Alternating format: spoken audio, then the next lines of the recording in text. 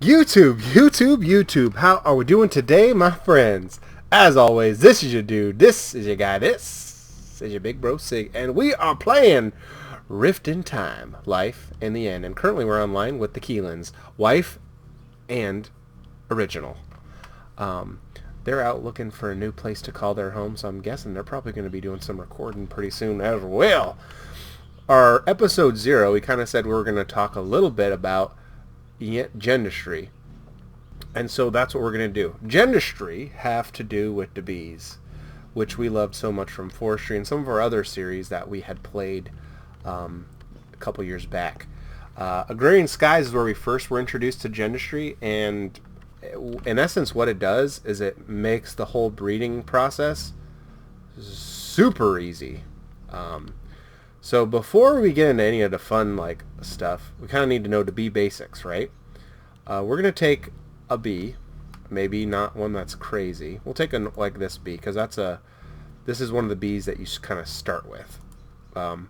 You typically will start with forest and meadows bees, and different bees, there's species. Forest, which that's the species, and then forest bees you could breed with other bees to kind of crossbreed to get other kind of things. So this is a meadows bee, which you find in plains, and sometimes, or no, forest bee, sorry, which you find in forests, obviously, where there's trees. There are different traits that these bees will possess, from lifespan to production, how they pollinate, what kind of flowers they want, how fertile they are, how big their territories are, and some of them have effects. And then we can tell what kind of climate they like, humidity, if they're awake during the day or if they're awake at night, if they can fly in the rain, or if they're cave dwelling. And then this little device here is a beealyzer from Forestry, and we can kind of see, alright, so it might produce honeycomb, and then it shows mutations. So I have mutated with the forest guy. This is like the tier 1 stuff, so there is something else that they can have mutated there, or no, maybe this might be all my mutations, because there's an industrious and there's a stanium over there. So this will kind of show all those kind of things, like for example, and then there's that, yeah, which I don't know about, but that's okay. So we'll scan these bees. So this is a ferris bee. This is a bee that I've kind of bred up a little bit. So you see skystone and to silicone. So breeding ferris with nickel will get us an invar. Breeding it with a skystone will get us a silicone, and breeding with an esoteric will give us a nickel. And that's what these guys will breed with to get possible results. There's still one more that I have not bred with a ferris that has its possible mutations. Now thankfully, if we go into NEI, we can see how, he don't have one. So we can go in here, we can hit U over it, and it'll show what its uses are. So we can see here, forest bee has a 30% chance of producing honeycomb. Breeding wise, if we breed them with all these different things, they'll make various kind of things, like we can make a blue bee with a diligent bee, or a rooted bee, or a stanium bee. Common and cultivator are the two kind of common things. But we're not going to get into the bee basics. This is about Gendustry. So you guys, with that very limited kind of information, you kind of take your bee and you take your drones and you put them in a hive or apiary or an alveary, depending. And these are kind of the ones they start with. You kind of start in here. You kind of all right, we got a princess and a drone, and they breed up. And this thing is going to work outside, no power required. You can put frames in here that'll have varying effects, but we're using Gendustry, which doesn't use frames, but they do have upgrade slots that'll have various things. Luckily for me, I've been playing with the bees for a couple weeks, or a week or two now, and so I have a lot of cool different bees. We have a gold bee that, when she produces, she has a chance to produce gold nuggets. We also have diamond bees that give us diamonds. I've got wither bees that give us wither skull fragments. Got fluix bees for flux crystal, as well as certus bees that gives us certus quartz crystal, for our AE system, which is awesome because I don't have to go mine that stuff, and I can literally mass produce. I can mass produce our drives. Like I have 10 of these just because I could, right? Let's look. Like, look at this. I can make these storage components like no one's business now because of bees, basically. And that's thanks to Gendustry. So Gendustry, we have industrial apiaries, which allows us to take those drones with those princesses, put them in here, and then it'll act like it's in an apiary. Now these ones are inside and they're blocked by the sun, and there's not actually a lot of flowers in here.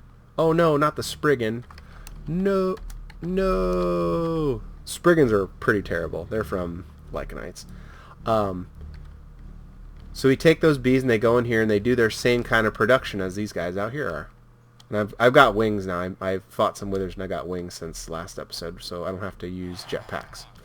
So they go in here and they go through their little life cycle. Friggin' Spriggan.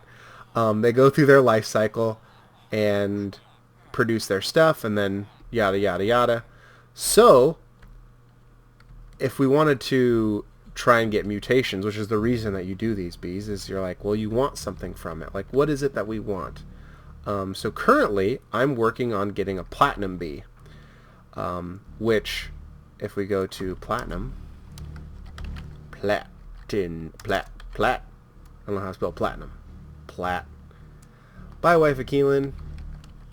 Bye. Oh, she left before I could say goodbye. Well, Keelan saw it at least. Platinum bee. Let's see if we find him in here.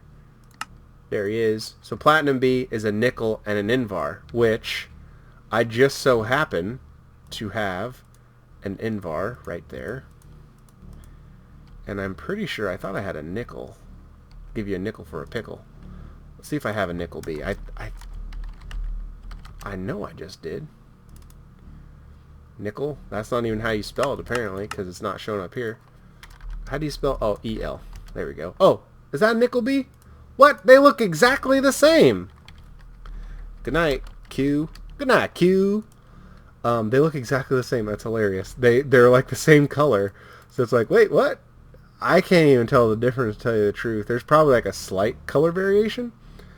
Anyway, so what we do, before you kind of go into any of these, there's the Mutatron. I have the advanced version.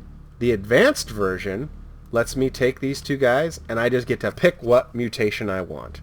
So there is a chance, if we hit recipe, bloop, there is a chance, there's a 10% chance that if we bred these the normal way, that we would get a platinum bee. So what this does is Gendustry lets us bypass that altogether by using Mutagen in a Mutagen Producer. So we put Mutagen Producer in here. We can make it with redstone or glowstone or yellorium, which I don't recommend using yellorium because that is a substance that's relatively rare. Glowstone, for this, at least in this mod pack, is probably the best choice because you can just use those reeds from Gannies, unlimited glowstone all day, every day, make all the mutagen. Now, it does take a lot of power to make 800 millibucket. Like, they're all the same amount of power. So if you're using one redstone, you might as well use a whole block. Same thing with the glowstone. If you're using the glowstone, you might as well just do a whole glowstone block. Because you get 800 millibuckets for a big one, 200 for a little one, and so that's 1,000,000 RF. So that's going to take 2,000,000 RF just to make enough mutagen to produce a bee. We need these little genetic labware. These things take a diamond with some glass, and you get 16 of them. So that's 1 diamond for every 16 tasks that you do. So we'll make that bee. So it takes up some mutagen, and if we look at the recipes, it's 1,000 mutagen. So it's going to cost us, what's that, 5 million power? What's that, 5 million? It's probably like about 1,000,000 power. No, like 1,000,000, 2,500, some change maybe, every time, plus the diamond and the thing, and the glass to make the labware. But gives us the bee we want every single time. No questions asked. We have the bee. So then we take that bee, throw it in the machine, and we're going to take the lifespan out. You know what? Actually, before we do that, we're going to do one other thing. We'll do something else. We're going to imprint on this bee traits that I've gotten. So we're going to force this bee to be something that it's not. And that's what Gendustry does. So we got the Mutatron and the advanced Mutatron. And once we have that, what we can do is we can take our drones. Okay, let's go grab a drone. Let's sleep, actually. Let's make it so that it's daytime. We can take any of our like excess drones or our princesses, and we can snag some of those traits off of them in hopes that we get a trait that we want. Hello, owl man or bird guy. I'm gonna chop you square in the face. You wanna play? Now you're dead. Or maybe you're not dead. Now you're dead. You got chopped in the head. What? Is there another one? Go away, Pelican. Raichu, get out of here. No one likes your face. No, that's not true. I bet your mom likes your face. So we take our little bee-alizer, and we throw in our bee into the there, and it'll show us the traits. So the traits that we're going to steal are from these two pages. Cave dwelling, tolerant fly, nocturnal, diurnal, humidity tolerance, climate tolerance, species, lifespan, production, pollination, flower type, fertility, territory, and effect. Those are the different traits that we can then, using templates, we can add stuff. So you'll have multiple templates depending on like what you want to do. All this template will do is I will make them auric bees, which is gold, and that they fly at night. That's what that will do. This template will make them diamond, that can fly their day and night. They like flowers. They can dwell in caves. They have no effect. Short lifespan. 3 fertility. They can fly in the wind, and they have the best temperature tolerance, meaning it don't matter the temperature, they will work. Cave dwelling, what that does is it allows them to not have to see the sun in order to produce. The industrial apiaries, thankfully, come with all these different kinds of upgrades. So if we go here and hit use on upgrade, we can increase the territory, stabilize its genetic decay, flowering, automation, sieve, which collects pollen, open sky, meaning that it'll think that it has the sky open, which that's the cave dwelling if we want to bypass that. Pollen scrubbing, seal upgrade, this will protect against the rain, or let it, the tolerant flyer trait. Production increases production, light lets it work at night, lifespan, humidity, temperature, humidity up, humidity down, temperature up, temperature down. Hell emulation, meaning that it'll think that it's in the nether, the jungle, the desert, cold, plains, ocean. So we can take those little these little templates and then basically configure it in a way where I want it to work at night. I don't have that trait yet. I can throw the light in there and it'll work. I am at the point with my stuff where I really only need automation and production. I could throw the lifespan in there and make it work faster, but I'm not in a rush to get these going because it does take a little bit more power. It uses up a lot more power the more upgrades and stuff that we have. Yada yada yada. Very interesting stuff. So we just imprint on that bee. So now that it's species we don't want to mess with, and that's typically what I'll do, unless I want to make multiples of a species. I'll have this template which allows me to imprint the best traits that I currently have, or the traits that I want. So I'm trying to get speed and humidity tolerance right now. That's the ones that I'm trying to get. So in order to get those, we take this little genetic sampler. We'll throw our bee in there, which is currently being analyzed. So there he is. We're going to throw our bee in here. You need a blank gene and a genetics labware. Throw that in there, and this is going to cut them up, chop them up in little bits. We're just like choppity chop, chop, chop, chop. Now this takes power. This takes a lot of RF. So this is kind of like some end game stuff. And then we're hoping that we get a trait that we want.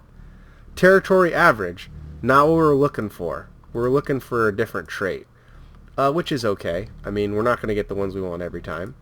Let's throw the automation upgrade, and let's go outside and get the production upgrades for this platinum bee, because I want platinum. And we'll see if our other bee out here is done. We're gonna try and get a bee. That'd be cool for you and me. We got a bee. We got a bee. Okay, so we're gonna check these guys out. So he has fast production, which is good, but we want to make sure. So this guy has fast and fast, so that's great. This guy has slow fast. So we're not going to breed with this guy because we don't want slowest in there. We want his dominant trait to pass on. So we're going to put that guy with that guy and hope that the queen has passes on some better traits to her children. And we can actually go like this, and we'll do this too. So we have a queen in here. We're going to change her outlook on things and make her have more babies by pulling them in here, the genetic imprinter. So we're going to imprint these traits onto her. The speed is the one that we're most excited or most looking for. So that will be great. And while that's doing that, we can now take this guy and chop him up and hope that we get the trait that we're looking for, which we probably won't. It's a 1 in 13. Ooh. Oh no. We just got genetic waste. We just lost that bee. That sucks. And that will happen sometimes. There is a small chance that you will destroy your bee. And so now we have a dead bee who does not do us any good because now I don't have that fast production at all. If you get a trait that we don't like, we can throw it into the cooker furnace and it will go away. Oh, that's so unlucky. We got so unlucky there. I'm missing like a sample. I don't know where it went. Because I thought I had 5. I'm pretty sure I had 5 at the start of this. That's okay. So we lost that. Oops. We'll have to fix that, rectify that some other time. So let's go grab those production upgrades. And that's basically the game that you play. Where's some production upgrades at? Dude, do I not have any more? Oh, are they all being used? There's some. Perfect. You farm the traits you try and get. You get the traits, you put them on the template, you put it onto the sample, or you get the sample, you put it on the template, you force the bees to get on there.